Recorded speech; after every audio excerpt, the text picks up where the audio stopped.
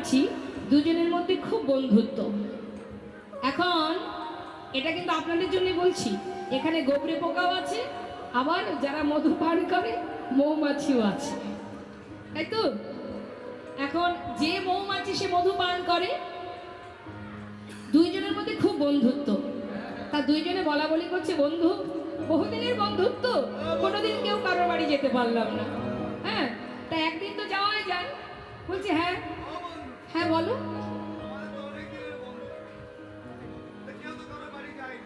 তাহলে যাওয়াই যা। তাহলে কি আগে কার বাড়ি যাবে? হ্যাঁ, তোমার বাড়ি যাব। মৌমাছি চিন্তা করছে, গোবরে পোকার বাড়ি যদি যায়, গোবরে পোকা কি খায়? তাহলে ওর বাড়ি যাওয়া মানে তো গোবর খেয়ে মরতে হবে। তার থেকে ওকে আগে আমার বাড়ি নিয়ে যায়। বলছি বন্ধু, এক কাজ করি, তোমার বাড়ি কাল যাব, আজ তুমি আমার বাড়িতে চলো। তা গোবরে পোকা বলছে বেশ তাই হোক। এখন গোবরে পোকা সুন্দর করে বন্ধুর সঙ্গে গুছিয়ে যাত্রা করেছে।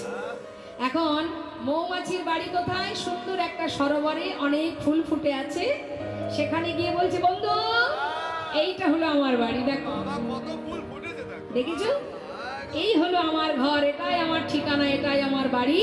তা না বন্ধু, এসেছে যখন আমার বাড়ি, কোনো এক ফুলে বসে তুমি মধু পান করো, আমি এক ফুলে বসে মধু পান করো। এসেছো তুমি আমার বাড়িতে, কিছু তো সেবা দিতে হবে। তা বন্ধুকে বসিয়েছে এক ফুলে, আর মৌমাছি বসেছে আর এক ফুলে। মধু পান চলছে মা। মধু পান করতে করতে কিছুক্ষণ পর মৌমাছি ডাকছে, বন্ধু, ও বন্ধু, মধু পান করছো তো? ভালো লাগছে?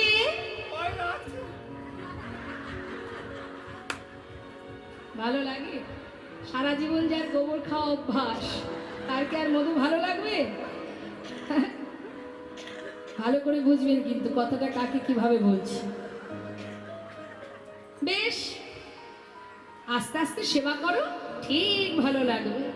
আবার কিছুক্ষণ পর, বন্ধু, ও বন্ধু, মধু ভালো লাগছে তো?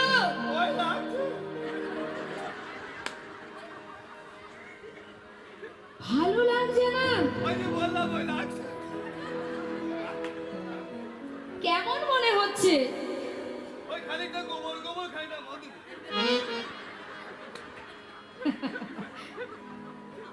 আচ্ছা বলো দেখি, মধু তো মধুরই মতো লাগবে, এর মধ্যে আবার গোবর এলো কোথা থেকে? আচ্ছা একটা কথা বলো দেখি, তুমি যখন আমার বাড়িতে এসে মধু পান করছিলে, তুমি মুখটা ভালো করে ধুয়ে তারপরে মধু পান করছিলে তো?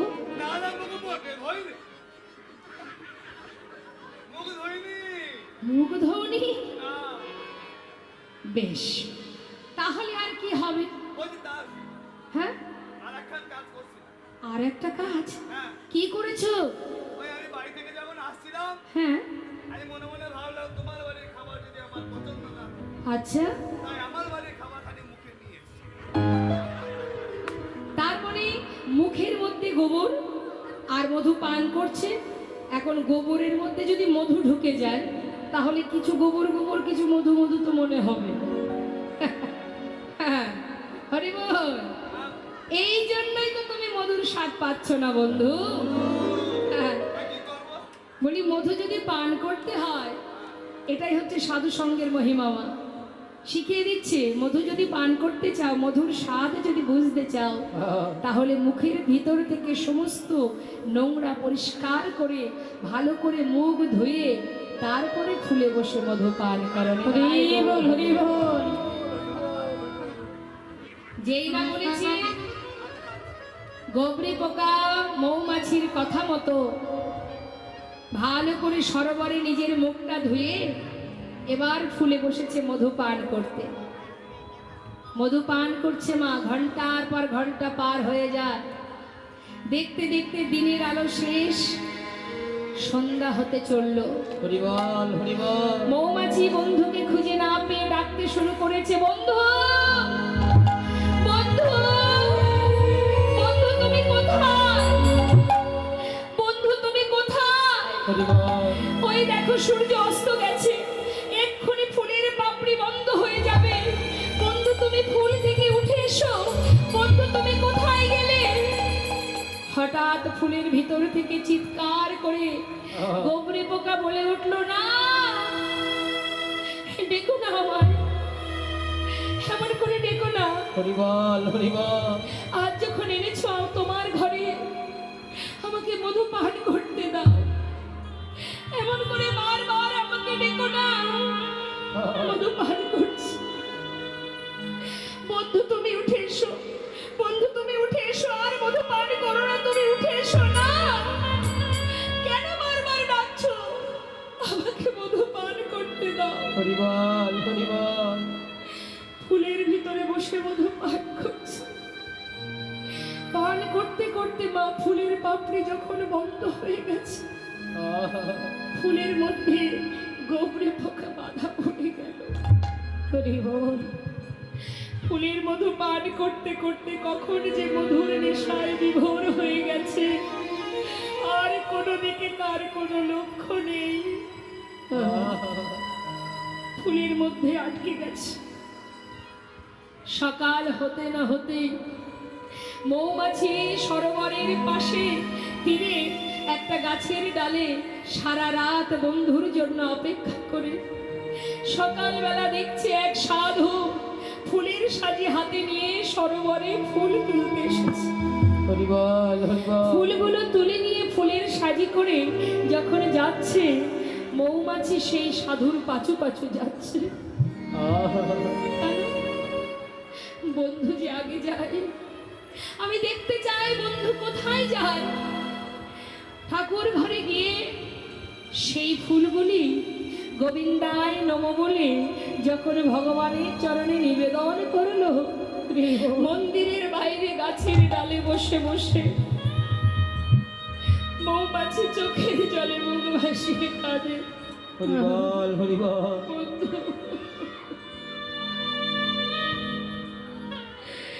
এতদিন আমি মধু পান করেছি, কিন্তু তোমার মতো করে মধু পান করতে পারিনি। আজ তুমি সাধুর সঙ্গ পেলে, গোবিন্দের চরণে পেলে, তোমার মতো ভাগ্যবান এ জগতে আর কে আছে বন্ধু?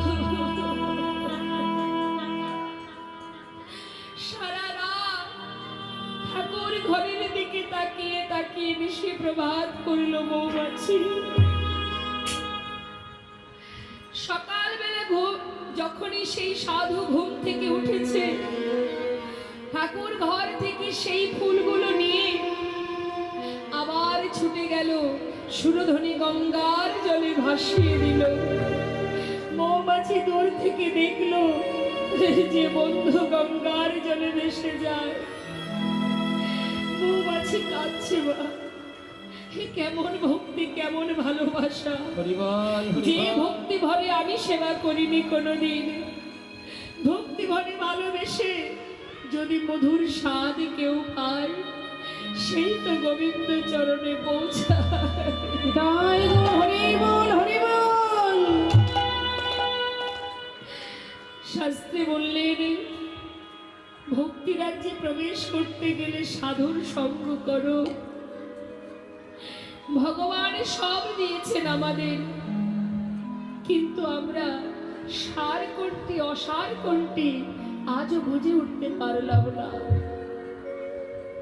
তাই আজ দেবর্ষি নারদ তিনি সাধু সঙ্গ করবে বলে বৃন্দাবনে যখন এলেন, মা এসে দেখছে বৃন্দাবনে সবাই শোকে কাতর, সবাই কৃষ্ণ কৃষ্ণ বলে কাঁদছে।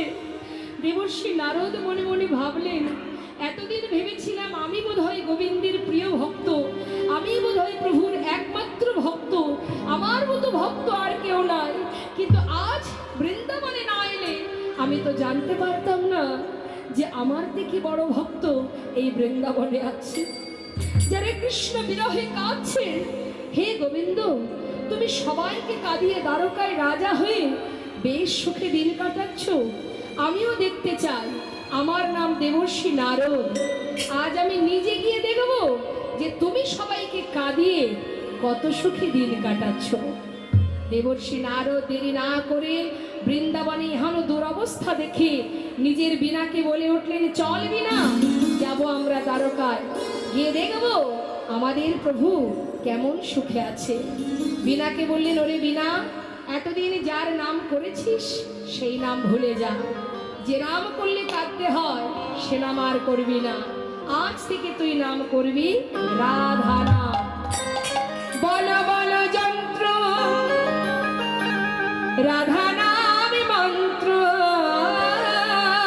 বলো বলো যন্ত্র রাধা নামে মন্ত্র, বল বল যন্ত্র রাধা নামে মন্ত্র, যাগ যোগ ব্রত পূজা কিছু নাহি আর। বলো বলো যন্ত্র রাধা নামে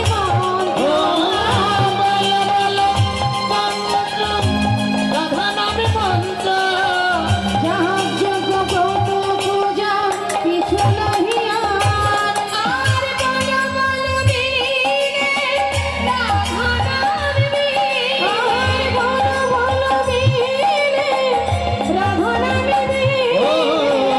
বলো বলো বিনে রাধা নাম বিনে, এই ত্রিভুবনে কিছু নাহি আর। বলো বলো যন্ত্র রাধা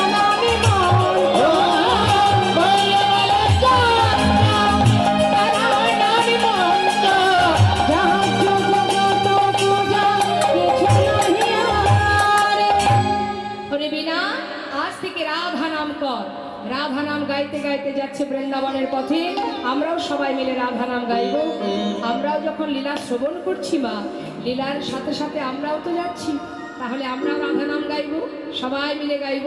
দু হাত তুলে একবার রাধা নাম করবো সবাই। তুলুন দেখি হাত, প্রত্যেকে তুলবেন।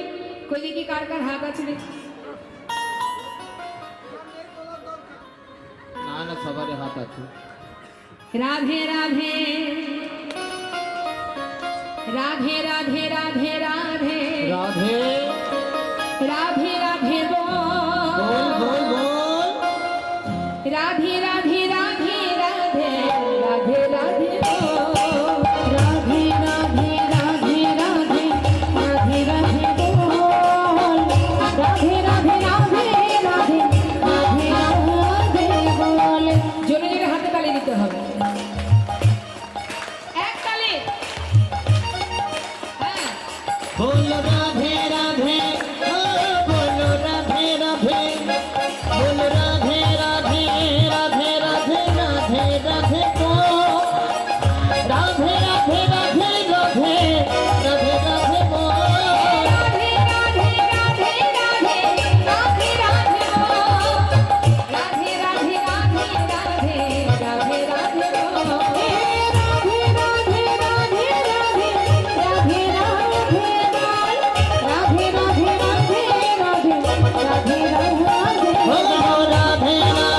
রাধে রাধে রাধে রাধে বল, রাধে রাধে রাধে রাধে রাধে রাধে বল। বৃন্দাবন কি কোথায় গেল হাতগুলো? এখন ঠান্ডা নেই, সবাই তো হাতে তালে দিচ্ছেন না, একটু তুলে হাতটা তুলে। হ্যাঁ, দেখুন, হাত সেটাই যে হাতে গোবিন্দের সেবা হয়, যে হাত দিয়ে সমাজের কল্যাণ হয়। হ্যাঁ, তো হাত তুলে বৃন্দাবন কি, জোরে জোরে বলবেন, আরে জোরে। হ্যাঁ, বৃন্দাবন কি, আরেকটু জোর হবে।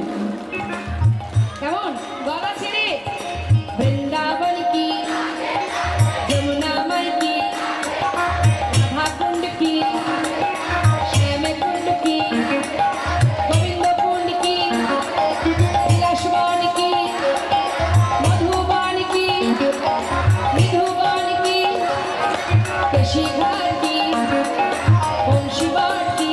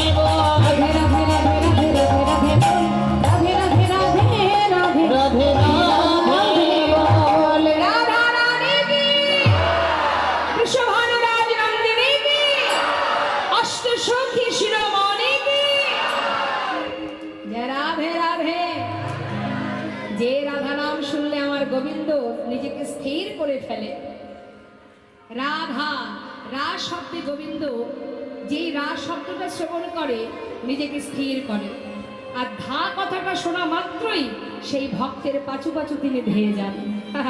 আর যেই না রাধা নাম শুনেছে দ্বারকায়, সোনার সিংহাসন পরিত্যাগ করে ছুটতে ছুটতে তিনি পথে এসে চিৎকার করে দেখছে আর ডাকছে, ওরে কে সোনালো রে রাধা নাম, কে সোনালো রে।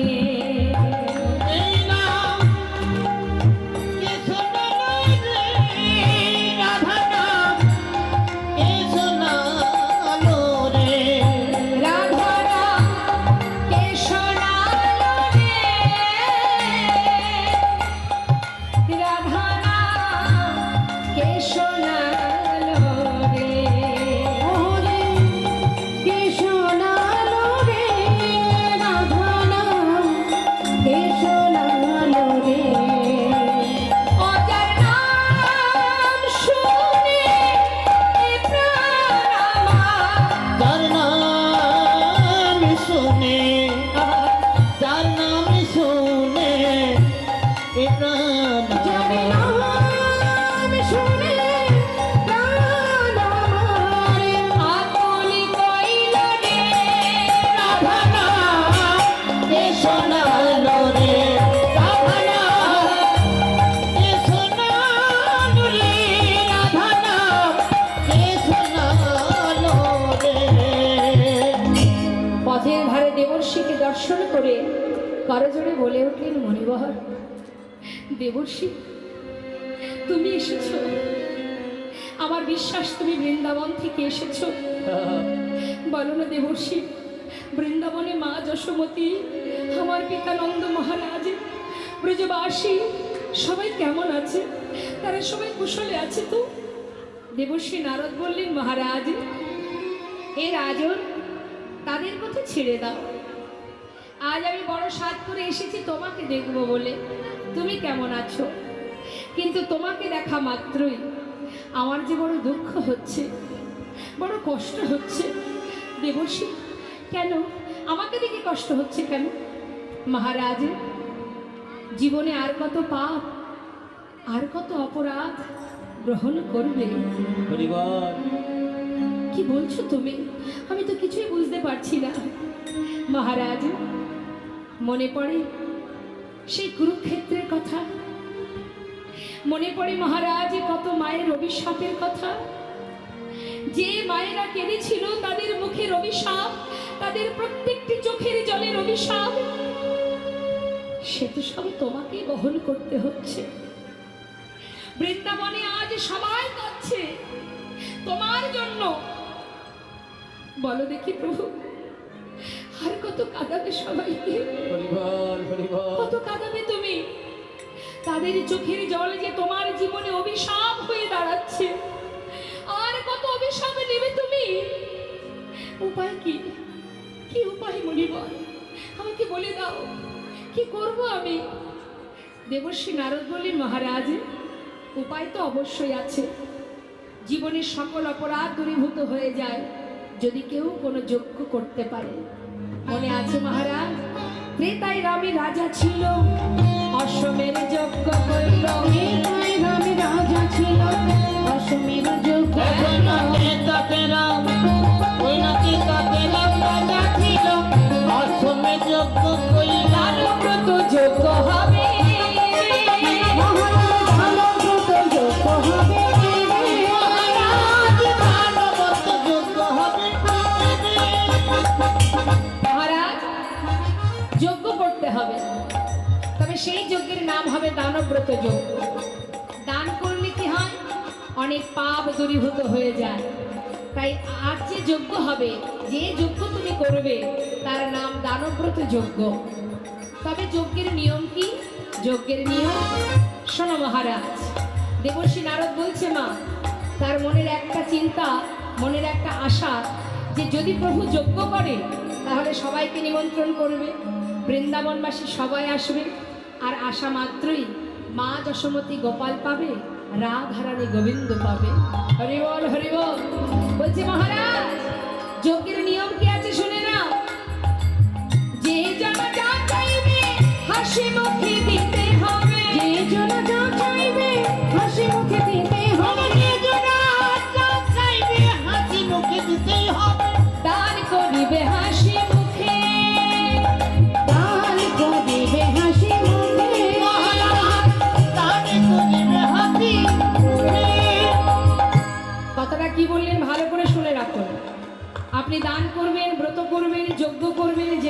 করবেন, মন থেকে করতে হবে। লোক দেখানো ব্রত করে লাভ নেই, লোক দেখানো যজ্ঞ করে লাভ নেই।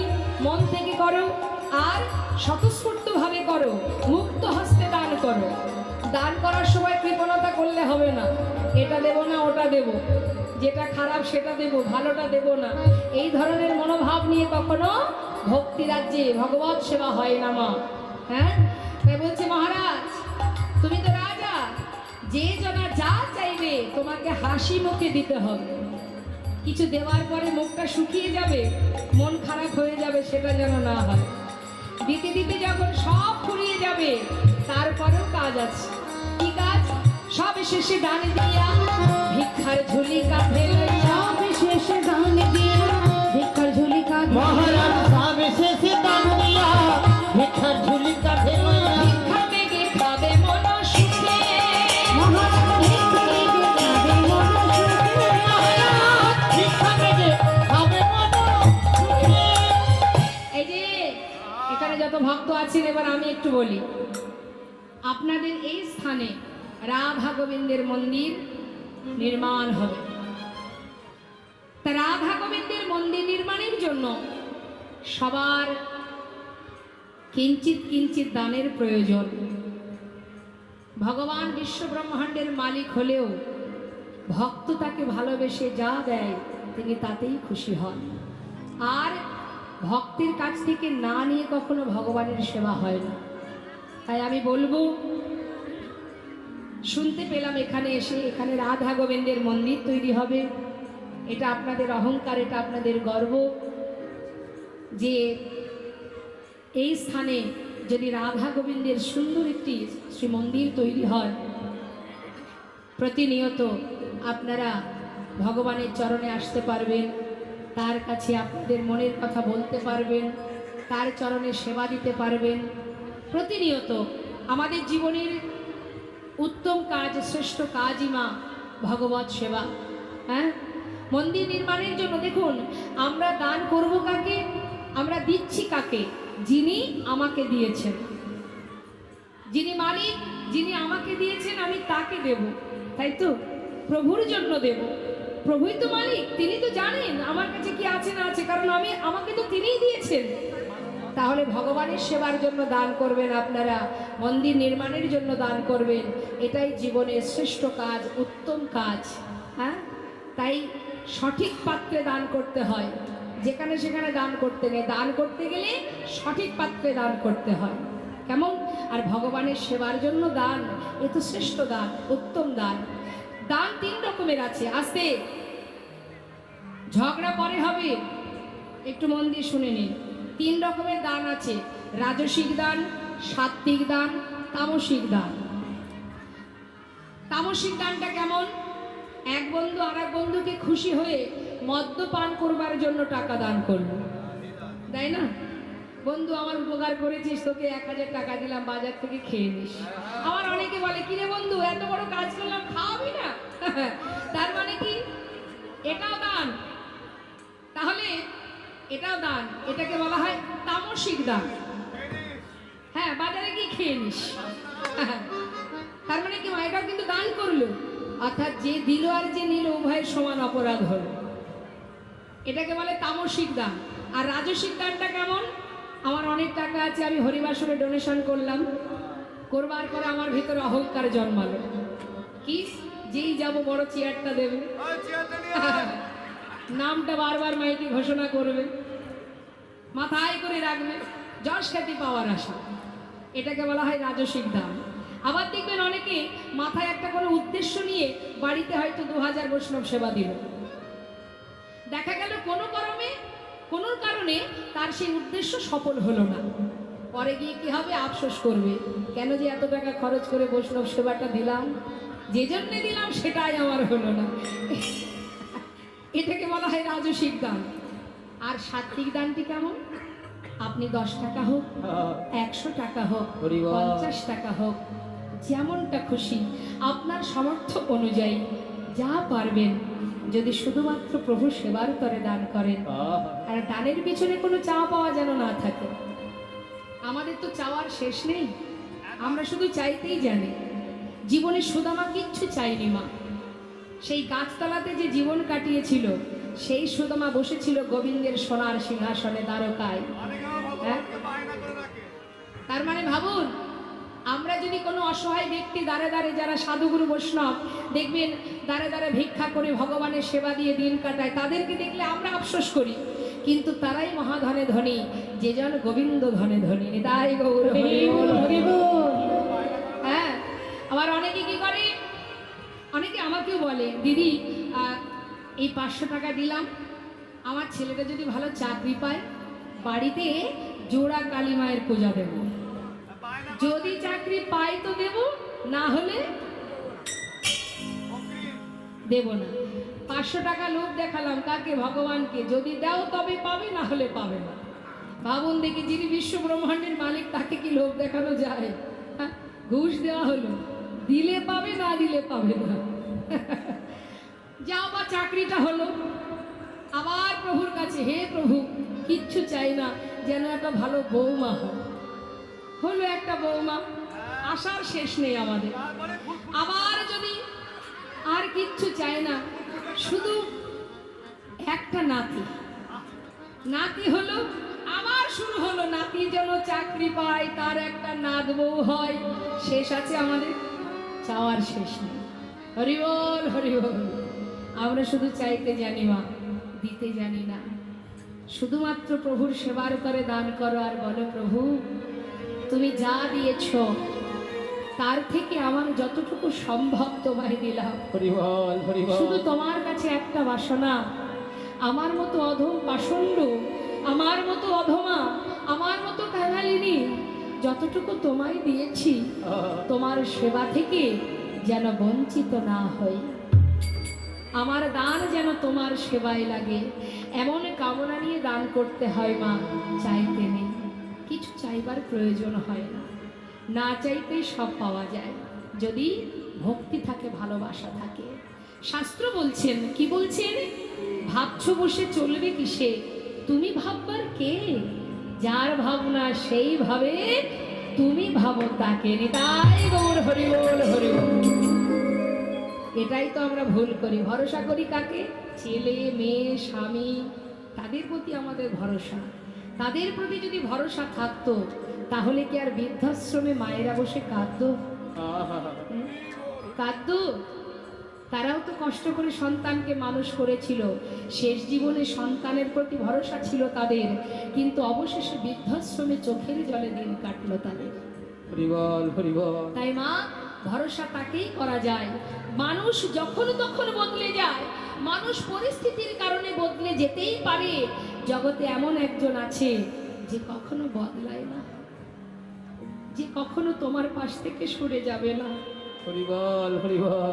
যে তোমার দুঃখে আছে, সুখে আছে, যে তোমার ভালোতে আছে, মন্দতে আছে, তোমার মাথার উপরে ছায়ার মতো আছে।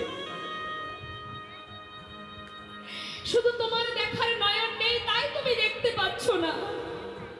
যারা দেখেছে, তারা বুঝেছে, তারা সংসার ছেড়ে চলেও গেছে। যেমন সরগোস্বামী, কেউ আমার আপনার মতো কাঙাল ছিল না, বড় বড় জমিদার ছিল, মন্ত্রী ছিল, সব ফিরে চলে যায় ছিন্ন বসন পরিধান করে, জানে কে আমার আপন, কে আমার পর। তাই মাগো, বিশ্বকবি রবীন্দ্রনাথ ঠাকুর তিনি গিয়েছিলেন, আমার হিয়ার মাঝে লুকিয়েছিলেন, দেখতে আমি পাইনি তোমায়, দেখতে আমি পাইনি। আমার হিয়ার মাঝে লুকিয়েছিলে, দেখতে আমি পাইনি তোমায়, দেখতে আমি পাইনি। বাহির পানে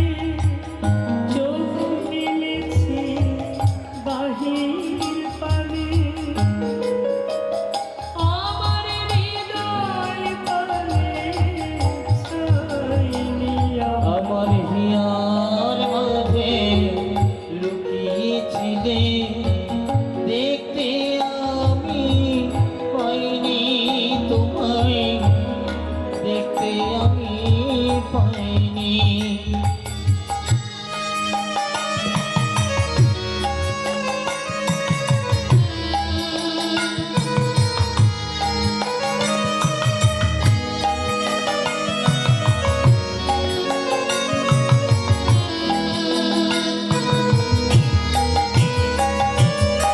আমার সকল ভালোবাসা সকল সকল আশা আমার সকল ভালোবাসা সকল আঘাত সকল আশা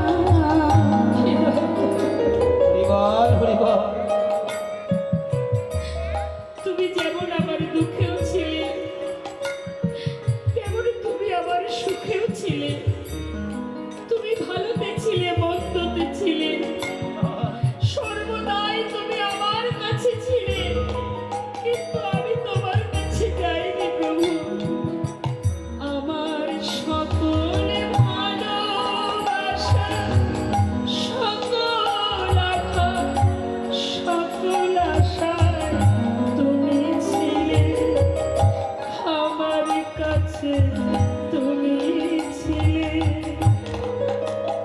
আমি তোমার কাছে যাইনি আমার হিয়ার মাঝে লুকিয়েছিলে দেখতে আমি পাইনি তোমায় দেখতে আমি পাইনি আমার হিয়ার মাঝে লুকিয়েছিলে দেখতে আমি পাইনি তোমায় দেখতে আমি পাইনি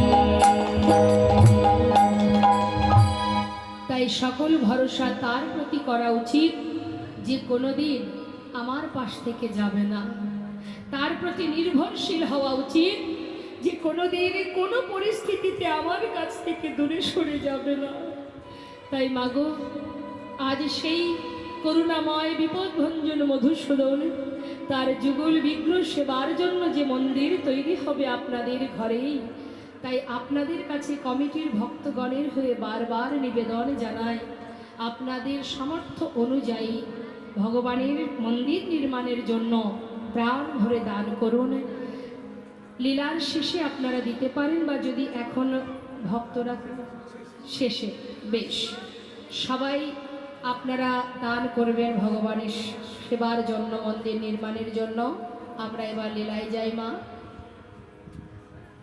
ভগবান বললেন দেবর্ষি নারদের কথা শুনি কহে দেব চিন্তামণি নিমন্ত্রণের ভার কে বা লবে তাহা শুনি মোহন কয় চিন্তা কেন দয়াময় দেবর্ষিরে ভার দাও এবে অর্থাৎ তুমি যদি যজ্ঞ করতে চাও নিমন্ত্রণের দায়িত্বটা তুমি দেবর্ষিকে দিয়ে দাও কারণ দেবর্ষি নারদের গাড়িটা কি মা ছোট্ট ঢেকি হ্যাঁ এই ঢেকি স্বর্গমর্ত পাতাল সব জায়গায় যেতে পারবে আর তিনি একমাত্র স্বর্গমাত্র পাতাল ঘুরে ঘুরে বেড়ায় সমস্ত পথঘাট তার চেনা তাই নিমন্ত্রণের দায়িত্বটা তাকে দেওয়া হোক দেবর্ষি নারদকে পত্র লিখে এবার বলরামের কাছে দিয়ে বলছে দাদা স্বর্গমর্ত পাতাল সকলের জন্য নিমন্ত্রণ পত্র লিখেছি তুমি একবার দেখো ঠিক হলো কিনা পত্র দেখে বলরাম দেখছে সবার জন্য পত্র লিখেছে কিন্তু বৃন্দাবনবাসীর জন্য পত্র লেখেনি এদিকে বলরাম বলে উঠলেন হ্যারে কানাই তুই যখন সবার জন্য পত্র লিখেছিস বৃন্দাবনবাসীর জন্য পত্র কেন লিখিসনি তারা তো তোকে বেশি ভালোবাসে তারা তোর জন্য কাঁদছে তাদেরকে ফেলে কি করে যজ্ঞ করবি তুই হ্যাঁ রে তারা যদি আসতে না পারে আমিও তো সেই বৃন্দাবনের বাসী তাহলে আমাকে কেন রাখবি আমিও তোর এই যজ্ঞে থাকবো না দাদা নিমন্ত্রণ পত্র দিলে সবাই আসে আর পত্র ছাড়া কে আসে জানো যে হয় আপনজন তাই গৌর হরিবল আমি বৃন্দাবনবাসীর জন্য পত্র দিইনি কেন জানো আমি দেখতে চাই আমি পত্র না দিলে কে আসে যে আসবে বিনা পত্রে যে আসবে সেই তো আমার আপনজন হরিবল মা বাড়ির লোককে পত্র দিতে হয় চিঠি কোথায় দিই, নিমন্ত্রণ পত্র কোথায় দিই? বাইরে, যারা দূরে থাকেন। তাই গোবিন্দ বলছে আমিও দেখতে চাই বৃন্দাবনে কারা আমাকে ভালোবাসে। যদি পত্র ছাড়া, নিমন্ত্রণ পত্র ছাড়া আমার কাছে আসে, আমি জানবো তারাই আমার আপনজন। হরি বল, হরি বল। এবার দেবর্ষি নারদ স্বর্গ মর্ত পাতাল সর্বত্র নিমন্ত্রণ করলেন। নিমন্ত্রণ করবার পর মনে মনে ভাবছে যে পত্র না হয় প্রভু লেখেনি, খবর দিতে তো আর বাধা নেই, যাই বৃন্দাবনে গিয়ে খবরটা দিয়ে আসি। এবার সব জায়গায় নিমন্ত্রণ যেই না করেছে, সবাই যাত্রা করেছে মা, সবাই যাচ্ছে দ্বারকায়। তার মানে স্বর্গ মর্ত পাতালবাসী আগে যাচ্ছে। অবশেষে খবর পেয়েছে কারা? বৃন্দাবনবাসী। বৃন্দাবনে গিয়ে মা যশোমতীর অঙ্গনে উপস্থিত। মা আমার সন্তানের জন্য কাঁদতে কাঁদতে চোখে ভালো দেখতে পান না। নুপুরে রুনুঝুনু শব্দ শুনে মা বলছে কে রে, তবে কি আমার গোপাল এলি? তুই কি আমার গোপাল? দেবর্ষি নারদ বলছে মা, তোমার গোপাল নয়, আমি দেবর্ষি, আমি দ্বারকা থেকে এসেছি মা, তোমার গোপালের সন্ধান এনেছি। ও, আমার গোপাল কেমন আছে? ভালো আছে মা, সে যজ্ঞ করছে দ্বারকায়। চলো মা, দেরি না করে শিগগিরই যাত্রা করো। নন্দ মহারাজকে নিমন্ত্রণ করলেন। এবার বৃন্দাবনবাসীকে যখন খবর দিচ্ছে মা, খবর পেয়ে সখীগণে চিৎকার করে রাধারানীকে ডাকতে চললেন। রাধে অহি বৃষভানু রাজনন্দিনী, রাধে রাধে রাধে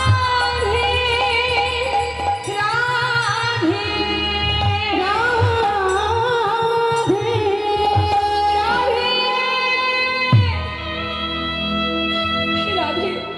ওঠ, একবার ওঠ রাধে, একবার ওঠ। চল, দেবর্ষি নারদ এসেছে দ্বারকা থেকে, একবারে জেনে আসি তোর বধূ কেমন আছে। চল সখী, চল রায়, ওঠ। রাধারানীকে ধরে নিয়ে সখীগণ যখন দেবর্ষির কাছে গেল, দেবর্ষি নারদ বললেন শোনো শোনো, তোমাদের জন্য একটা সুখবর এনেছি। কি খবর? প্রভাসেতে যজ্ঞ করে কৃষ্ণ বলরাম, প্রভাসেতে যজ্ঞ করে কৃষ্ণ বলরাম। দেখো না প্রভাসেতে, প্রভাসেতে যজ্ঞ করে কৃষ্ণ বলরাম। সেই যজ্ঞের সংবাদ দিতে আমি নারদ যে এলাম, যজ্ঞের সংবাদ দিতে নারদ যে এলাম। যাও যাও প্রভাসের তীরে যাও, যাও যাও প্রভাসের তীরে যাও, আর বিলম্ব করো না গো, যাও যাও প্রভাসের তীরে যাও। আর বিলম্ব করো না গো, যাও যাও প্রভাসের তীরে আমি যাও। এই যজ্ঞের সংবাদ দিতে নারদ যে এলাম। যজ্ঞের সংবাদ দিতে নারদ যে এলাম। খবর পাওয়া মাত্রই সখীগণ রাধারানী তারা বিলম্ব না করে মনে মনে ভাবলেন, যে দেশে আমার বধূ নেই, যে দেশে আর কোনো লীলা হয় না, আমি সেই দেশ ত্যাগ করে আমার বধূর দেশে চলে যাব। এই ভেবে রাধারানী আমার সখীগণকে নিয়ে পসরা সাজিয়ে মাথায় করে নিয়ে যেই না যাত্রা করতে যাবে মা, যোগ্য বার্তা পেয়ে যাত্রা করিলে লরা, আয় বালা গো। যোগ্যতা পেয়ে যাত্রা করিলে নরায়, আয় বেলা গো।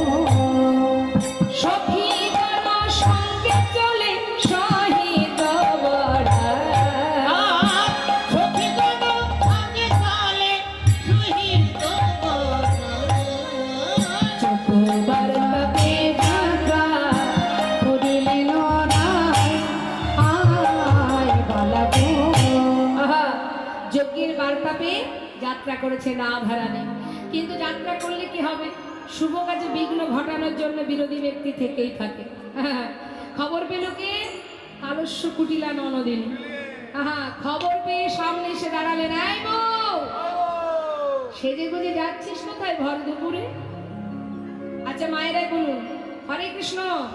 ও মা, এই যে ঘুমাচ্ছে ডেকে দিন। রাধে রাধে রাধে রাধে। আচ্ছা মা বলুন তো, কুটিলা কি শুধু বৃন্দাবনেই আছে?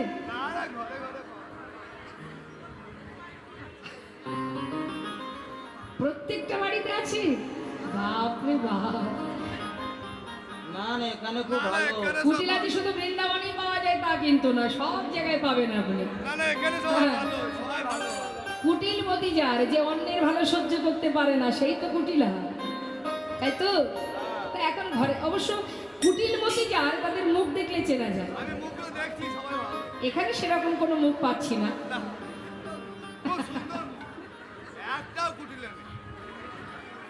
আমাদের ওদিকে আছে, বনকার দিকে আছে। রাধে রাধে। কুটিলা বলছে আইবো, বলি সেজে গুজে যাওয়া হচ্ছে কোথায়? তখন কুটিলা কহে কুটিলে রাখালেতে মন সপিলে, কুটিলা কহে কুটিলে রাখালেতে মন সপিলে, চিরকালে তোর কলঙ্ক গেল ওলা।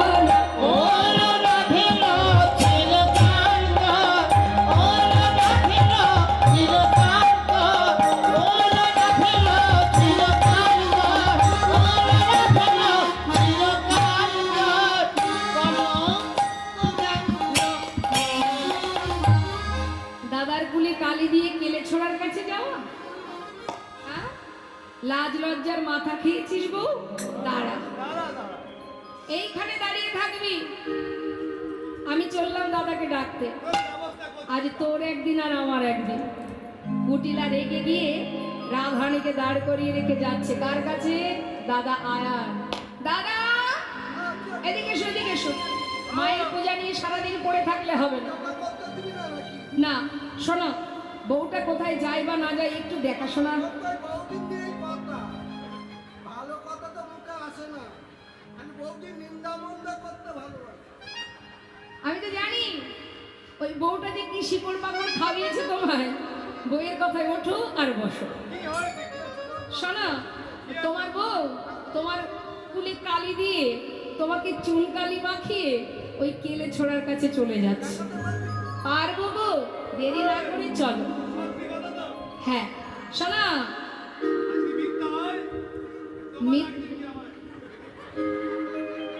আয়ান বলছে দেখ কুটিলে, প্রতিদিন তুই এসে বইয়ের নামে আমাকে নিন্দা মন্দ করবি। যদি ঘটনাটা সত্য হয় তাহলে ওই বউকে আর বাঁচিয়ে রাখবো না। আর যদি মিথ্যা হয়, এই যে তুই আমাকে প্রতিদিন এসে জ্বালাস, তোকে মায়ের চরণে বলি দিয়ে ঘরে ঢুকবো। তাই হবে দাদা, তাই হবে, চলো। এখন আয়ান দেরি না করে বলছে দাঁড়া কুটিলে, একটু দাঁড়া। কি করেছে? ক্রোধেতে আয়ান হয়ে কম্পমান, ক্রোধেতে আয়ান হয়ে কম্পমান, রশি তুলে নিল হাতে। ক্রোধেতে আয়ান হয়ে কম্পমান, রশি তুলে নিল হাতে। কাঁপিতে কাঁপিতে দাঁড়ালো আসিয়া কুটিলার সম্মুখে, কাঁপিতে কাঁপিতে দাঁড়ালো আসিয়া কুটিলার সম্মুখে। এই দেখ ওষি নিয়ে এসেছি, এই দেখ ওষি নিয়ে এসেছি, ফুলের কাঁটা দূর করিতে, এই দেখ ওষি নিয়ে এসেছি। আমি ফুলের কাঁটা দূর করিতে এটা কফি নিয়ে এসেছি। কাঁপিতে দাঁড়ালো আসিয়া কুটিলার সম্মুখে। দেখতে পাচ্ছিস, এই ওষি দিয়ে হয় তোকে বলি দেবো, আর না হয় বউকে বলি দিয়ে আসবো। এবার যাচ্ছে মা কুটিলার হাত ধরে। যেই না রাধানীকে পথের ধারে দেখেছে পসরা হাতে নিয়ে দাঁড়িয়ে আছে, কাছে এসে বলে ছি ছি ছি ছি ছি, কোথায় যাচ্ছিস নিজের স্বামী ছেড়ে? হ্যাঁ, আমাকে ছেড়ে যাচ্ছিস কোথায়? অসতী কলঙ্কিনী, নিজ পতি তেজি পরপতি ভজি, নিজ পতি তেজি পরপতি ভজি, নিজ পতি তেজি পরপতি ভজি, নিজ পতি তেজি পরপতি ভজি, মজিলি রাখার শহরে। নিজ পতি তেজি পরপতি ভজি, মজিলি রাখার শহরে। তোর হলো কোনো কাল ঘুচা বদল জলেই ছিল তোর কপালে, হলো কোনো কাল ঘুচা বদল জলেই ছিল তোর কপালে, হলো কোনো কাল ঘুচা বদল জলেই ছিল কপালে। রাধে তোর প্রাণ শিব, রাধে তোর প্রাণ শিব, রাধে তোর প্রাণ শিব, রাধে তোর প্রাণ শিব। ফুলের কাঁটা দূর করিব, রাধে তোর প্রাণ শিব। আবার ফুলের কাঁটা দূর করিব, রাধে তোর প্রাণ শিব। হলো কোনো কাল ঘুচা বদল জলেই ছিল তোর কপালে, হলো কোনো কাল ঘুচা বদল জলেই ছিল কপালে। রাধারানীকে প্রাণে মারবে বলে যেই না ওষিটা তুলেছে মা, রাধারানী দেখলেন এই সুযোগে আয়ানকে পুরাবের কথা মনে করাতে হবে। তাই সুযোগ পেয়ে রাধারানী আমার যোগমায়াকে স্মরণ করে এবার নিজে কালী মূর্তি হয়ে দাঁড়ালেন। নবকদম্বিনী যিনি রসের পরিপাটি নবকদম্বিনী যিনি রসের পরিপাটি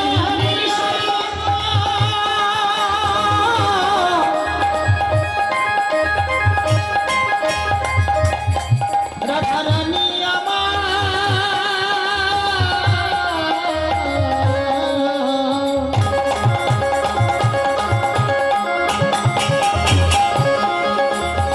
কালী হয়ে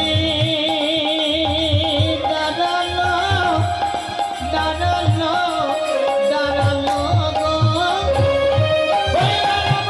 যিনি যিনি রসের পরিপাটি নীল শাড়ি খসাইয়া পরায় অরুন্ধতী নীল শাড়ি খসাইয়া পরায় অরুন্ধতী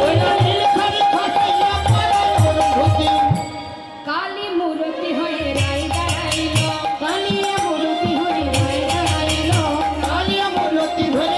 দাঁড়াইল যেই না কালী মূরতি হয়ে দাঁড়িয়েছে আয়ান কাকে সেবা দেন মা কালী রাধারানীকে কালী মূরতি দেখে ছুটে গিয়ে কি করলেন ছুটে গিয়ে রাধারানী চরণ ধরিল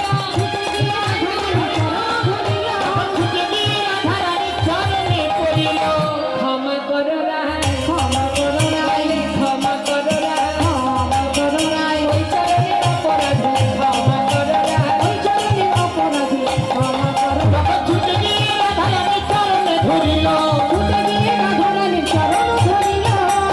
মনে করে দেখ সেদিনের কথা বলছেন কালী মূরতি হয়ে রাধারানী বিষ্ণুর কাছে সাধনা করেছিলি তার বামে লক্ষ্মীকে নিজের পত্নী রূপে পাওয়ার জন্য ভগবান বলেছিলেন এবার আমি দেব না আমাকে লক্ষ্মী ছাড়া করিস না অন্য কোনো বর চা কিন্তু শুনিসনি তুই সেই বর চেয়েছিলি বাঞ্ছা কল্পতরু ভগবান তোর মনোবাঞ্ছা পূর্ণ করেছিল আমি বলেছিলাম রে সুতাপা এত কিছু থাকতে তুই আমাকে পত্নী রূপে চাস আমি তোর ঘরের ঘরণী হব কিন্তু তুই হবি নপুংস সেই দিনের কথা মনে আছে তোর হরি বল আয়ানের কথা এই কথা শোনা মাত্রই আয়ান চরণ ধরে কাঁদছে আর বলছে আমাকে ক্ষমা করো আয়ানের হলো চৈতন্য বলে শ্রীমতী তুমি ধন্য ভাবতে চিনতে না পেরে বলেছি কত কুবচন ভাবতে চিনতে না পেরে বলেছি কত কুবচন। বিদায় নিলেন আয়ানের কাছ থেকে আয়ান কিন্তু রাধারানীকে মাতৃজ্ঞানে ভালোবাসতেন যখন আয়ানের কাছ থেকে বিদায় নিল জটিলা কুটিলা বললেন হ্যাঁ রে বউ এতদিন তোকে ঘরে বেঁধে রেখেছিলাম যুগল দর্শনের জন্য যখন ভাগ্যে হলো না মৃত্যুর আগে যেন একবার তোদের যুগল দেখতে পাই সবাইকে কথা দিয়ে রাধারানী শোকে বেষ্টিত হয়ে এসে পৌঁছালেন দ্বারকায় সবার শেষে স্বর্গমর্ত পাতা ত্রিভুবনের সমস্ত ভক্ত আগে ভিতরে প্রবেশ করেছে আর বৃন্দাবনবাসী শেষে খবর পেয়ে তারা যখন শেষে এলো তখন ওই যজ্ঞগারের 4টে দ্বার 4টেই বন্ধ হয়ে গেছে প্রথম দ্বারে মা যশোমতী দ্বিতীয় দ্বারে নন্দ উপানন্দ ব্রজবাসী তৃতীয় দ্বারে সখাগণ আর চতুর্থ দ্বারে রাধারানী অষ্টসখীগণ রাধারানী সখীগণকে নিয়ে এসে যেই দাঁড়িয়েছে আয় দাঁড়ি দ্বার ছেড়ে দিয়ে ভিতরে যাব দাঁড়ি বলছে এইভাবে যাওয়া যাবে না তোমরা কারা কোথা থেকে এসেছো তোমাদের স্নান করে শুদ্ধ বসন পরিধান করে যদি আসতে পারো তবেই ভিতরে যেতে দেবো যাও গঙ্গায় স্নান করে এসো সখীরা বলছে হ্যাঁ রে দাঁড়ি তুই কি বলেছিস তুই নিজেই জানিস না যেতে বলিস গঙ্গা স্নানে শুনে হাসি পায় শুনে হাসি পায় ওরে যার চরণে গঙ্গার উদ্ভব সে ধরে রাধার সে পায় ধরে রাধার পায় তোদের যে রাজা যার চরণ থেকে গঙ্গার সৃষ্টি সে আমাদের রাধারানীর চরণ ধরে কুল পায় না আর আমাদের বলছিস গঙ্গায় যেতে শোন এক কাজ কর ভিতরে গিয়ে তোদের রাজাকে গিয়ে বল যে রাজগুরু দ্বারে দাঁড়িয়ে আছে তাকে যেন বরণ করে ঘরে নিয়ে যায় যা যা বলে গা যা তোর রাজারে রাজগুরু এসেছে তারে বল রাজা তো রাজা রে রাজগুরু এসেছে বারে পায়ে ধরে নিয়ে যেতে বল ওহে নারী পায়ে ধরে নিয়ে যেতে বল ওহে ধারে কেমন যজ্ঞ করে ওই না কেমন যজ্ঞ করে রে, কেমন যজ্ঞ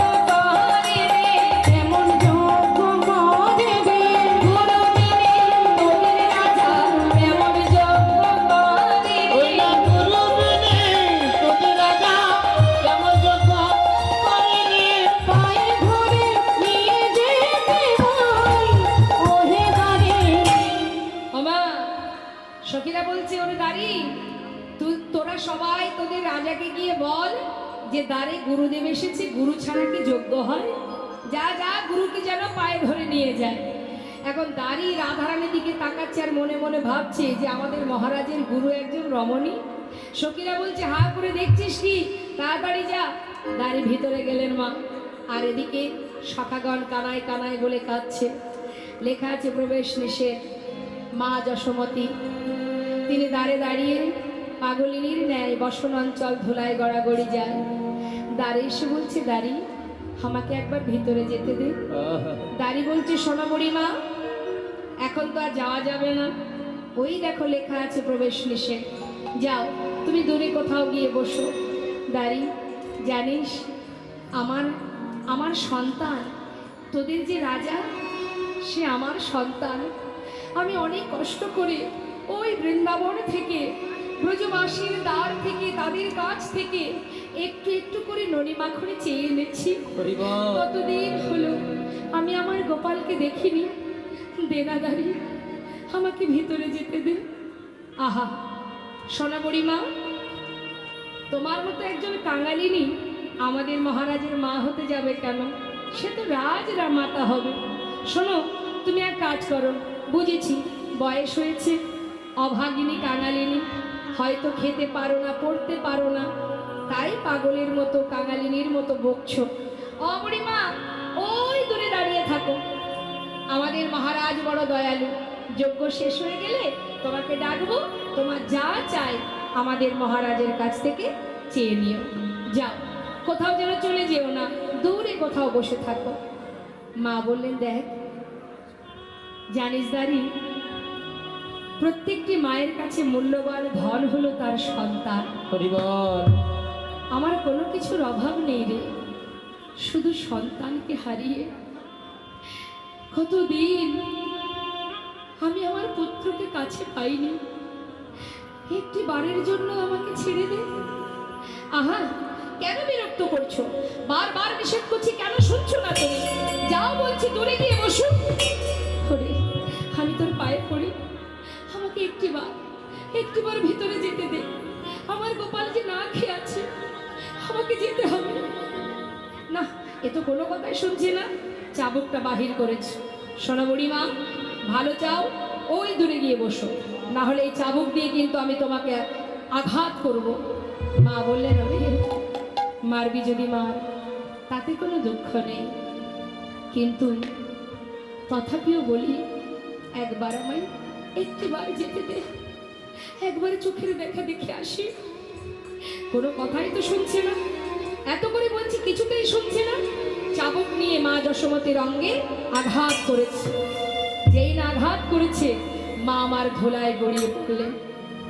আবার পাগলিনী ধুলা থেকে উঠে আবার গিয়ে বলছে ওরে দাঁড়িয়ে একটিবার ভিতরে যেতে দে। আবার আঘাত করলেন। যতবার আঘাত করছে ততবার মা আমার গোপাল গোপাল বলে কাঁদছে। গোপাল রে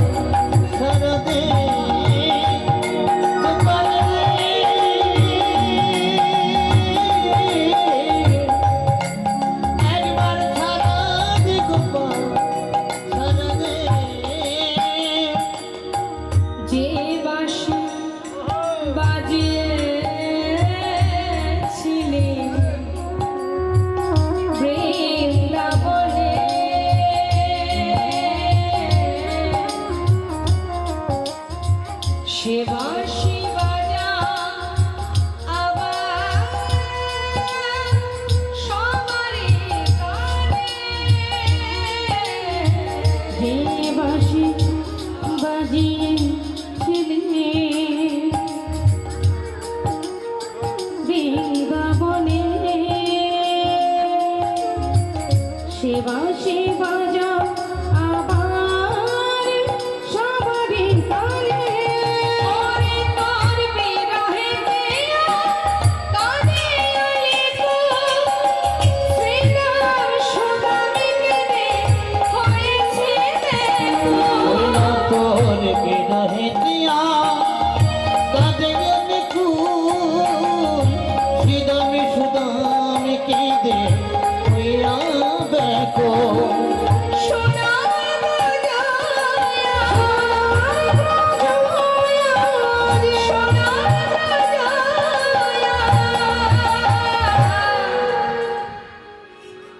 আধার হলো রে।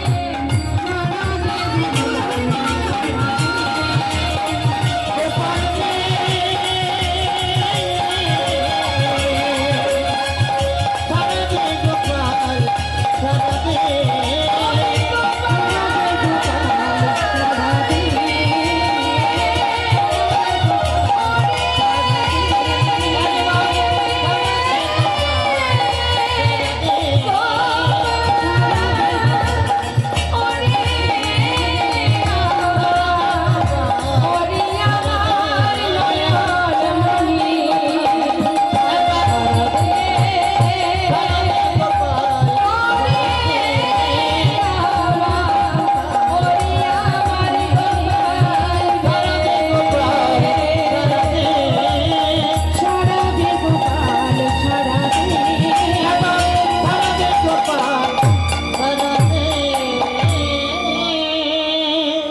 মায়ের কান্না শুনতে পেল গোবিন্দ। মা দ্বারে চিৎকার করে কাঁদছে। সেই মায়ের কণ্ঠ যখন গোবিন্দের কানে, মা সবেমাত্র যজ্ঞের পূর্ণ আহুতি দেবার পর এবার জলের ঝাড়ি নিয়ে দাঁড়িয়েছে। মায়ের চিৎকার শুনে গোবিন্দ বললেন, মা, মা এসেছে, আমার মা এসেছে দ্বারে, এবার আমাকে যেতে হবে। দাদা, দাদা, আমি আর থাকবো না। জলের ঝাড়ি ফেলে দিয়ে এবার ছুটতে ছুটতে গোবিন্দ যাচ্ছে। মা কোথায়? মায়ের সঙ্গে দেখা করবে। চার দ্বারে ছুটছে, চারটে রূপ ধারণ করে। বাঞ্ছা কল্পতরু ভগবান সকলে, বাঞ্ছা পুরাণ বলে কল্পতরু ভগবান সকলে, বাঞ্ছা পুরাণে বাঞ্ছা কল্পতরু ভগবান সকলে। এবার দেখছে কি কি সখ্য প্রেমে সখা গান দেখিতে পাইল, সখ্য প্রেমে সখা গান দেখিতে পাইল, সখ্য প্রেমে সখা গান দেখিতে পাইল, সখ্য প্রেমে সখা গান দেখিতে পাইল। ভাই কানাই বলি কাঁদিতে লাগিল,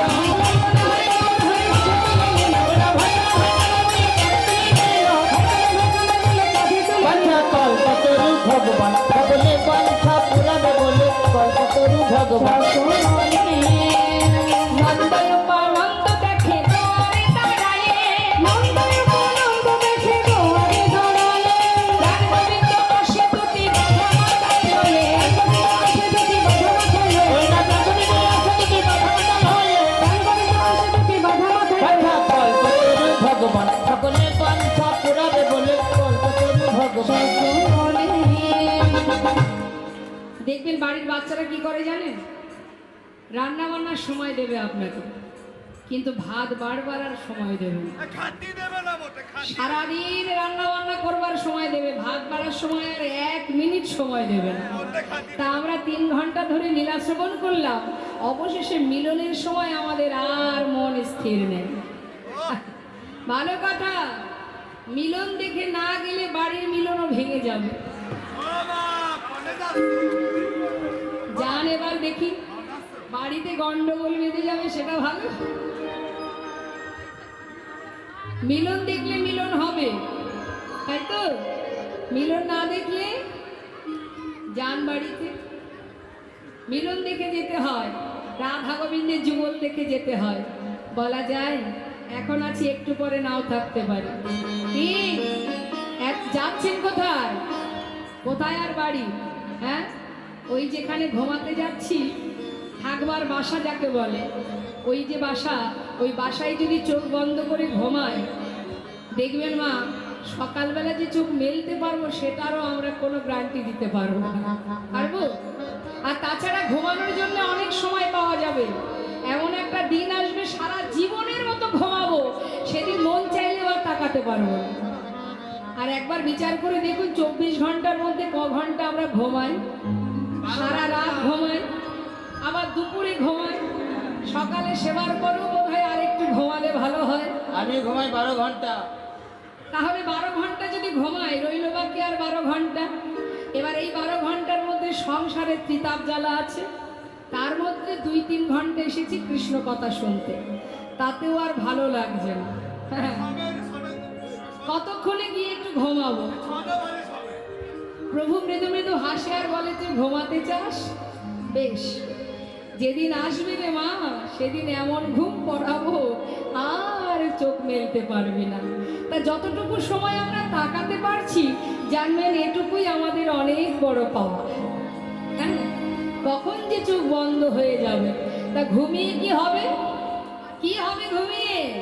এত শরীরের প্রতি যত্ন, রাত হচ্ছে যাই গিয়ে ঘুমিয়ে পড়ি, না হলে শরীর খারাপ হবে, এটা হবে সেটা হবে, গ্যাস হবে, অ্যাসিড হবে, কত কি হবে, তাই না? আচ্ছা বলুন দেখি, যে শরীরের প্রতি এত যত্ন আমাদের, তথাপিও কি শরীরটাকে ভালো রাখতে পারছি? কি গো মা, হরে কৃষ্ণ, সময় মতো সেবা করা, সময় মতো ঘুমানো, বিশ্রাম করা, সময় মতো স্নান, এত যত্ন আমাদের দেহের প্রতি, তথাপিও আমরা ধরে রাখতে পারছি না, নানা রোগে আক্রান্ত হচ্ছি আমরা। কেন বলুন তো? ঘরের যখন বয়স হয়, পুরানো হয়, ঘরে কিন্তু ঘুম ধরবেই, তাই না? হ্যাঁ, যতই সুন্দর সুন্দর দামি দামি প্রোডাক্ট ব্যবহার করো না কেন, দামি দামি ক্রিম, দামি দামি রং যতই দেয়ালে লাগাও না কেন, ভিতরে যদি ঘুম ধরে যায়, সে তো খুশি খুশি পড়বেই। নিতাই গৌর হরি বল। তাহলে এত যত্ন কিসের? তোমার দেয়া দেহ তুমি যেমন রাখবে তাতেই খুশি, ভালো রাখলেও খুশি, খারাপ রাখলেও খুশি। হ্যাঁ, তাই আর দুঃখ পেয়ে লাভ নেই। অসার দেহ, এর জন্য দুঃখ করে লাভ নেই, বরং এখানে বসে যতটুকু কৃষ্ণ নাম শ্রবণ করছি, এটাই পরম পাওয়া। বসুন শান্ত হয়ে। যারা রাধে হাই উঠছে দেখেছেন? সর্বনাশ। দেখে হাত তুলুন তো, তুলুন হাত। হাত তুলে মায়েরা তুলেছেন তো হাত? একটু ঘুমটা ভাঙাতে হবে। অনেকে দেখছেন হাত তুলছে না, আবার অনেকে দেখবেন হাতে তালি দেয়, ঠিক এইভাবে, মানে ইচ্ছা নেই, জোর করে হাতে তালি দেওয়া না। আবার মনে করুন যদি একটু কারোর ধন ঐশ্বর্য থাকে, সে আবার লজ্জায় হাতে তালি দিতে পারে না, লোকে দেখলে বলবে কি? হ্যাঁ, বসে বসে হাতে তালি দেয়, সবাই দিচ্ছে, বারবার কীর্তনিয়া বলছে, তাহলে দিন এইভাবে। কিন্তু সেই ব্যক্তির বাড়িতে যদি বাচ্চার জন্মদিন হয়, ঝাড়বাতি, মোমবাতি ইত্যাদি ইত্যাদি, কত মানুষ আসে, রাধে রাধে বাড়ি যাবে,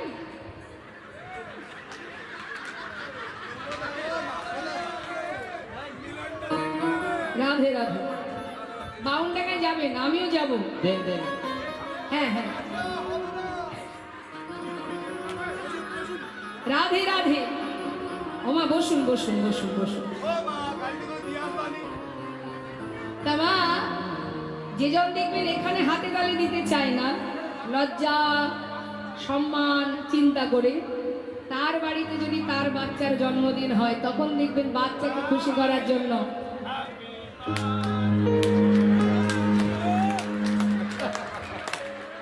তখন খুব খুশি, তখন দেখবেন জোরে জোরে হাতে তালি দেবে, হ্যাপি বার্থডে টু।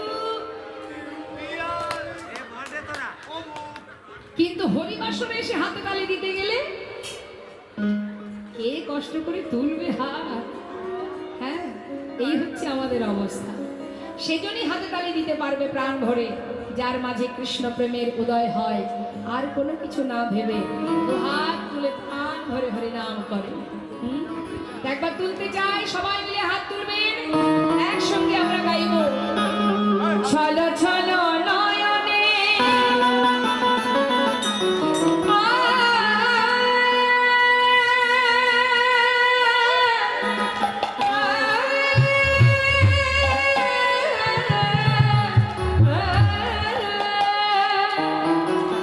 ছলো ছলো নয়নে হাসি মাখা বদনে আনন্দ কাননে সবাই ভ্রময় নিবার। দুহাত তুলে একবার হরি বলো, হরি বলো, হরি হরি বলো, হরি বলো, হরি রে আমার। হরি বল হরি বল হরি রে আমার।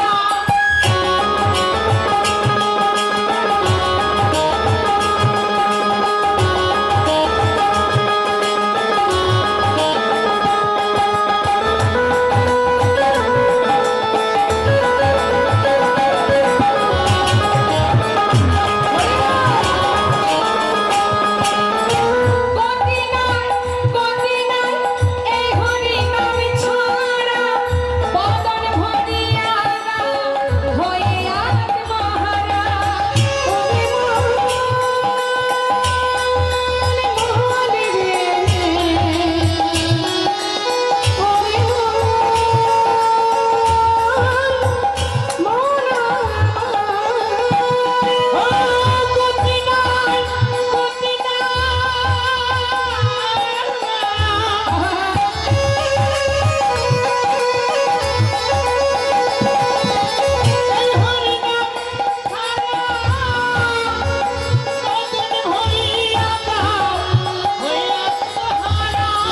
ওই দেখো শ্মশানে কি বারাত্রি দিনে, ওই দেখো শ্মশানে কি বারাত্রি দিনে পুড়িতেছে মানুষে, পুড়িতেছে মানুষে কত অহংকার। হরি বলো, হরি বলো, হরি রে আমার। হরি বল হরি বল হরি রে আমার। হরি বলো, হরি রে আমার। হরি বল হরি বল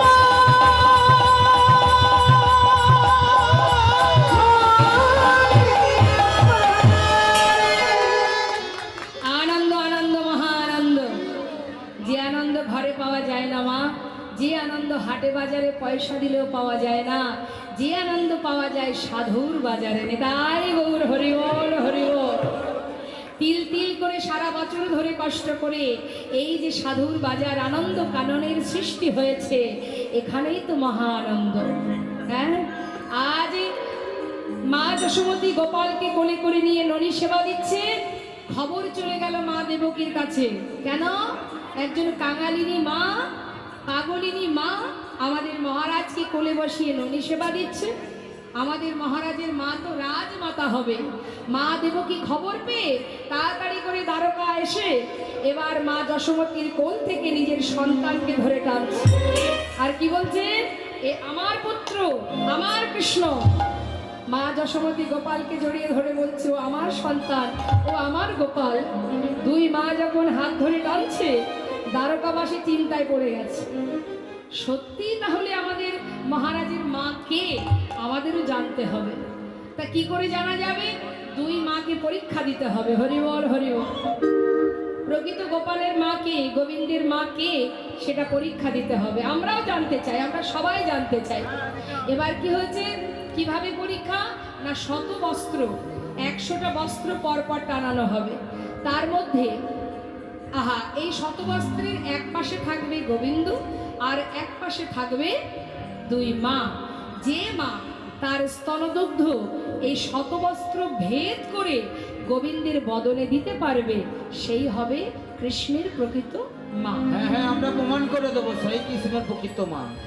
এবার মা দেবকী মনে মনে ভাবছে আমি তো গোপালকে জন্ম দিয়েছি, গোবিন্দকে জন্ম দিয়েছি কারাগারে, কংসের কারাগারে আমি কৃষ্ণকে জন্ম দিয়েছি, আমি নিশ্চিত, এর জন্য আবার পরীক্ষা দিতে হবে কেন? বেশ, সবাই যখন বলছে, এটা কিন্তু অহংকার মা, এটাই হলো গর্ব যে আমি আমার সন্তানকে জন্ম দিয়েছি, আমিই মা।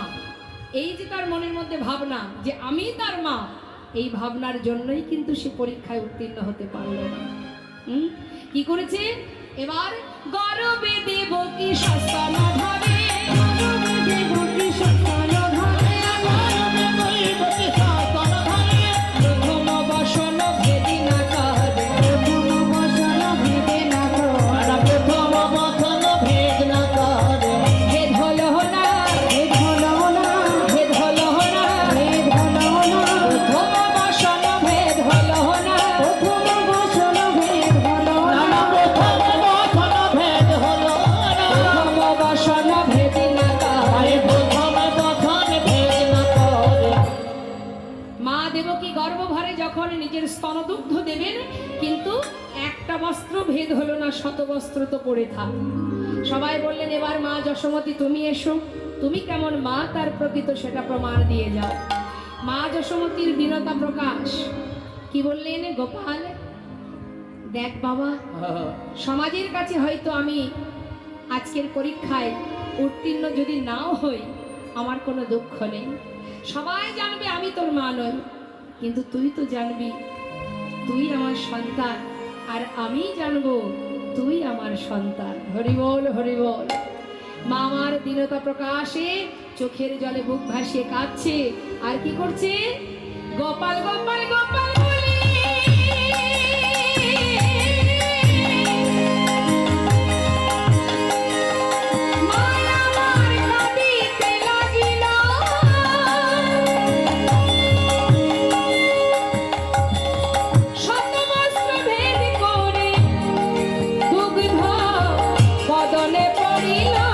ওই গোপাল গোপাল গোপাল বলে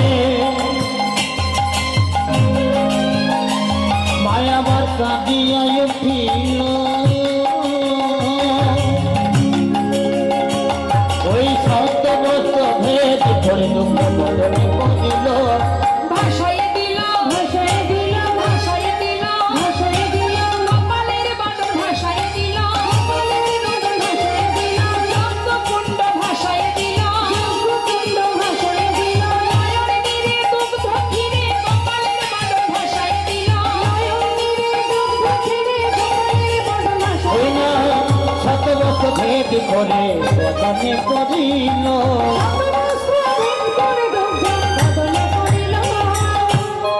যখনই মায়ের স্তনদুগ্ধ গোপালের বদনে গেল, সবাই বললেন তাহলে গোপালের প্রকৃত মা মা যশোমতী। তার মানে মা, এখান থেকে প্রমাণ হলো জন্ম দিলেই যে মা হতে পারবে তা নয়। হরি বল, হরি বল। এবার কি হলো? গোবিন্দকে জিজ্ঞাসা করলেন মা দেবকী, আমি কেন স্তনদুগ্ধ দিতে পারলাম না?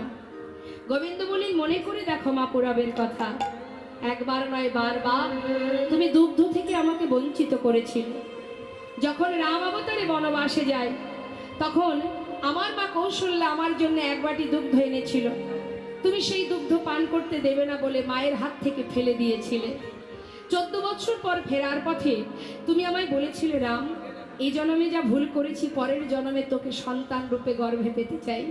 আমি বলেছিলাম তাই হবে মা, পরের জন্মে তুমি হলে দেবকী, তোমার গর্ভে এলাম, তুমি আমায় ভূমিষ্ঠ করলে। ভূমিতে আসা মাত্রই তুমি স্তনদুগ্ধ না দিয়ে, এক ফোঁটা দুগ্ধ পান না করিয়ে পিতার মাথায় করে আমাকে গোকুলে পাঠিয়ে দিলে। সেদিনও দুগ্ধ দাওনি, তবে আজ কেন পান করব? আর মা যশোমতীর দুগ্ধ পান করলাম কেন? এই মা যিনি ছিলেন ধরাসতী, একটি স্তনের বিনিময়ে এক মুষ্টি তণ্ডুল ভিক্ষা করে এনে আমাকে সেবা দিয়েছিল। বৈষ্ণব রূপে আমি তার বাড়ির অতিথি হয়ে গিয়েছিলাম, কথা দিয়েছিলাম যে স্তনের বিনিময়ে আজ তুমি সেবা দিলে, পরের জন্মে তোমার সন্তান হয়ে সেই স্তনদুগ্ধ আমি পান করব। নিতাই গৌর হরি বল। এদিকে রাধা রানী সখীগণকে নিয়ে দাঁড়িয়ে আছে। হঠাৎ সখীরা কি দেখলেন? মধুর রসে সখীগণ দেখিতে পাইলাম, মধুর রসে সখীগণ দেখিতে পাইলাম,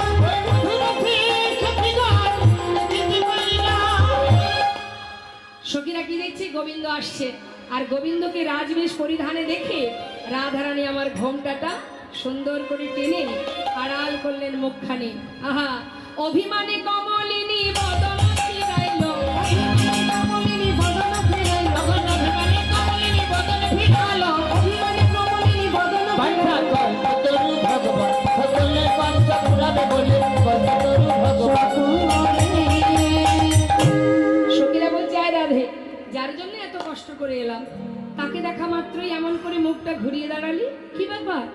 শ্রীমতী রাধারানী বললেন, সখীরে, আমি তো কোনো রাজাকে ভালোবাসি নাই, আমি ভালোবেসেছিলাম এক রাখালকে। আমি কোনো রাজাকে চিনি না, তুই চলে যেতে বল।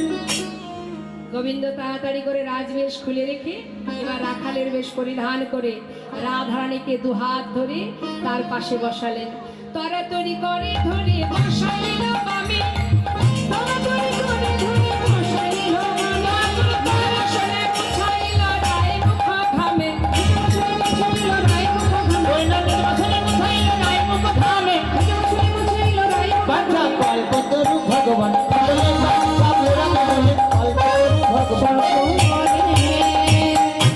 এবার গোবিন্দ আমার নিজের বসন দিয়ে রাধারানীর বদন মুছিয়ে দিচ্ছেন, তাড়াতাড়ি করে মোছাচ্ছেন। আর কি করছেন? ভাঙিয়া চূড়ার ফুল চরণ পূজা করে, ভাঙিয়া চূড়ার ফুল চরণ পূজা করে, ভাঙিয়া চূড়ার ফুল চরণ পূজা করে।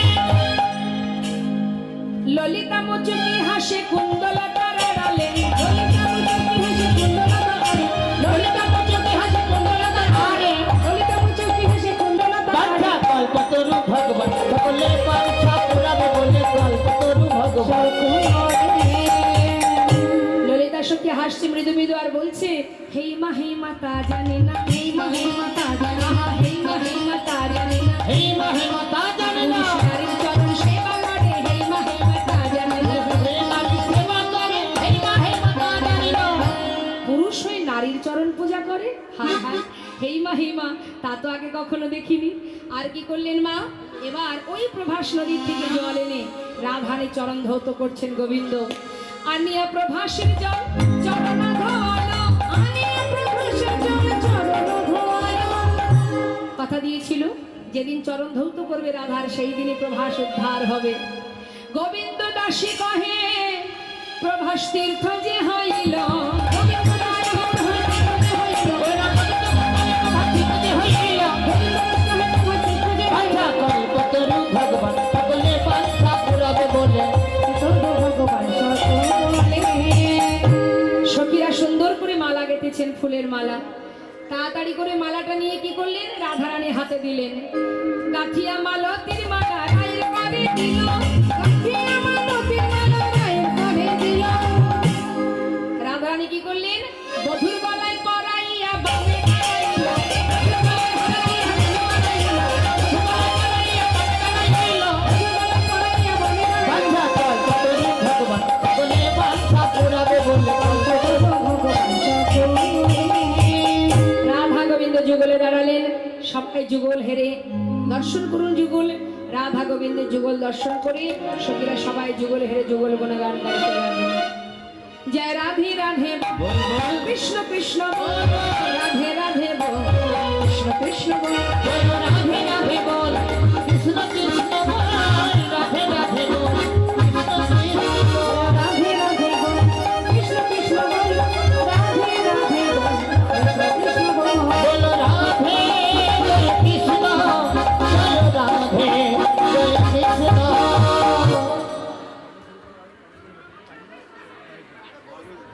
জয় রাধে রাধে। মায়েরা একটু বসুন, একটু বসুন। বসুন আপনারা, আমরা দুটো ভজন শ্রবণ করব। আর কমিটির ভক্তগণ যারা আছেন আপনারা ভক্তের কাছ থেকে ভিক্ষা গ্রহণ করুন। মন্দির নির্মাণের জন্য সবাই আপনাদের কাছে সাহায্যের হাত বাড়িয়েছে। আপনাদের ক্ষমতা অনুযায়ী, আপনাদের সামর্থ্য অনুযায়ী আপনারা ভগবানের জন্য দান করে যান। জয় রাধে। দান না দিয়ে যাবেন না, দিয়েও কিঞ্চিত না করিও বঞ্চিত। জয় রাধে। শুনবো আমরা ভজন।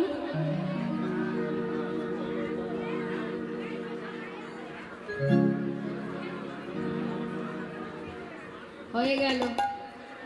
একজন তো যাচ্ছে, আবার পাঁচজনকে বলছে চল চল। বলছে তুই যা না, বলে না তুই চল। মানে নিজে তো শুনবে না আর পাঁচজনকে শুনতেও দেবে না। চলো চলো চলে যা। কোথায়? কোথায় যাবেন? বাড়ি যাবেন? তা চলুন। চলো চলো চলে যা, চলো চলে যা, বৃন্দাবনে চলো গো সবাই। চলো চলো চলে যা, চলো চলে যা, বৃন্দাবনে চলো রে সবাই।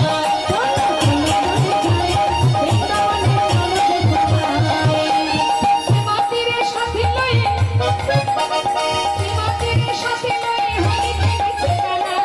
চলে যা, বৃন্দাবনে চলো রে সবাই।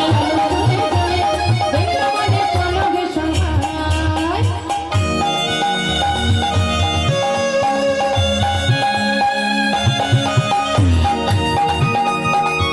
রাধে রাধে।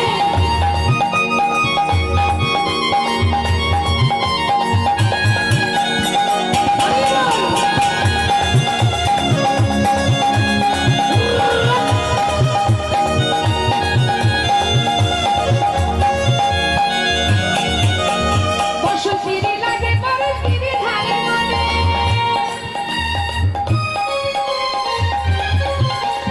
আগের মনে ঠেলে হরি রাধা রানীর সনে। বসন্তের লাগে পরশের ঘরে মনে। ভাগে ভাগে ছেড়ে হরি রাধা রানীর সনে। রঙিন হলো কানুর রঙে, তাই নাকি? রঙিন হলো কানুর রঙে, আচ্ছা। আয়ানের ঘরে চলো চলে যা, বৃন্দাবনে চলো রে সবাই। বৃন্দাবনে চলো গে সবাই।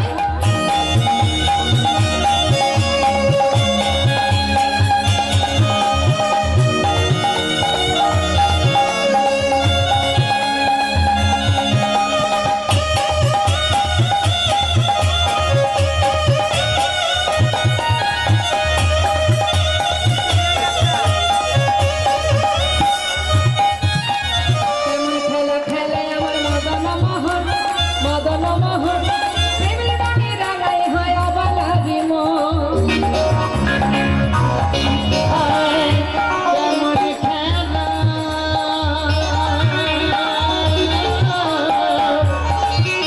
ওই কেমন খেলা, কেমন খেলা খেলে আমার মদন মোহন, বিবেকে রাঙায় হয় আপনার মন। শ্রীমতী রইলা জগবদন, আচ্ছা। শ্রীমতী রইলা জগবদন, কৃষ্ণচূড়া রাঙা চলে মা, বৃন্দাবনে চলো গে সবাই। ওই বৃন্দাবনে চলো রে সবাই। বৃন্দাবনে চলো রে সবাই। জয় রাধা রানী কি, রাধে শ্যাম কি, জয় রাধে রাধে। আরেকটি ভজন আমরা শুনবো, দুহাত তুলে। কৃষ্ণ বলে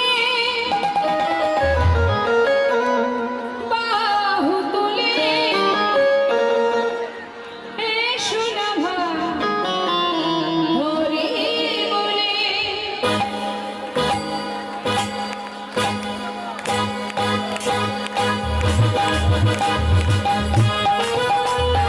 জয় গো হরি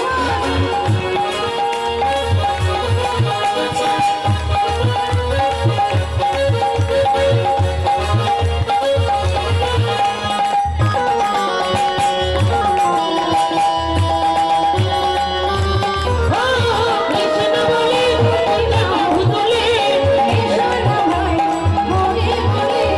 কৃষ্ণ বলে বাহু তুলে, এসো